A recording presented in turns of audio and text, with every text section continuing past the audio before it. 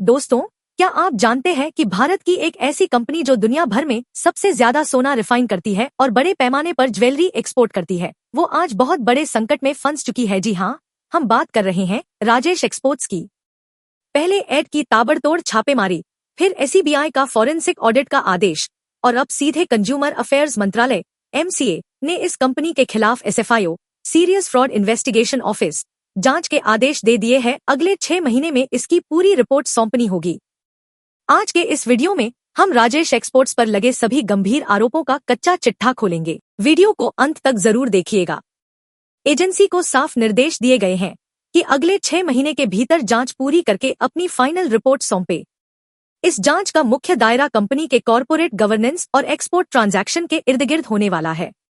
यानी कंपनी के अंदर पैसों का जो भी हेरफेर हुआ है, अब उसका बचना नामुमकिन है।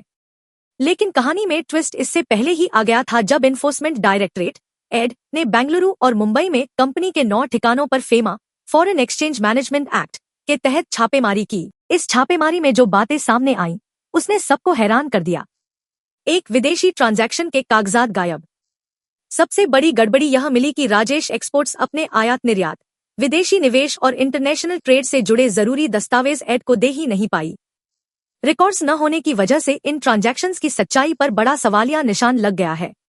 यहां तक कि कंपनी ने अफ्रीकी खनन परियोजनाओं में जो करीब 1035 करोड़ रुपए का निवेश किया था, उसके भी जरूरी दस्तावेज गायब हैं। 2-3 हजार करोड़ रुपए का ओपेक ट्रेड सेट एड की जांच में सामने आया कि कंपनी ने यूएई और अन्य देशों की कुछ संदिग्ध विदेशी संस्थाओं के साथ लगभग 3000 करोड़ रुपए के ट्रेड रिसीवेबल्स और पेएबल्स का आपसी तालमेल दिखाया है। एजेंसियां अब यह पता लगा रही हैं कि क्या यह सिर्फ कागजों पर किया गया खेल था या इसमें कोई मनी लॉन्ड्रिंग शामिल है। 40% सोने का स्टॉक गायब। शायद इस पूरी जांच का सबसे चौंकाने वाला खुलासा यही है। जब एड की टीम ने मौके पर जाकर राजेश एक्सपोर्ट्स के वास्तविक सोने के स्टॉक का फिजिकल वेरिफिकेशन किया, तो कंपनी के बहीखातों में दर्ज सोने और वहां मौजूद असली सोने के बीच 40% का अंतर पाया गया। यानी कागजों में जितना सोना होना चाहिए था, मौके पर उसका लगभग आधा ही मिला। सिर्फ एड या एमसीए ही नहीं, देश की मार्केट रेगुलेटर एसीबीआई भी पहले ही कंपनी पर शिकंजा कस चुकी है।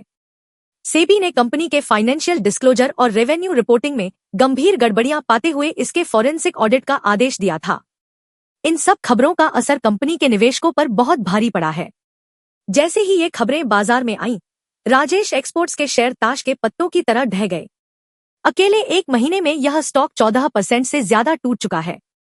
और अगर इस पूरे साल की बात करें, तो निवेशकों को 45% से 56% तक का भारी नुकसान उठाना पड़ा है। यानी जिन लोगों ने इस भरोसे पर पैसा लगाया था कि सोना हमेशा चमकता है, उनका पैसा आधा हो चुका है।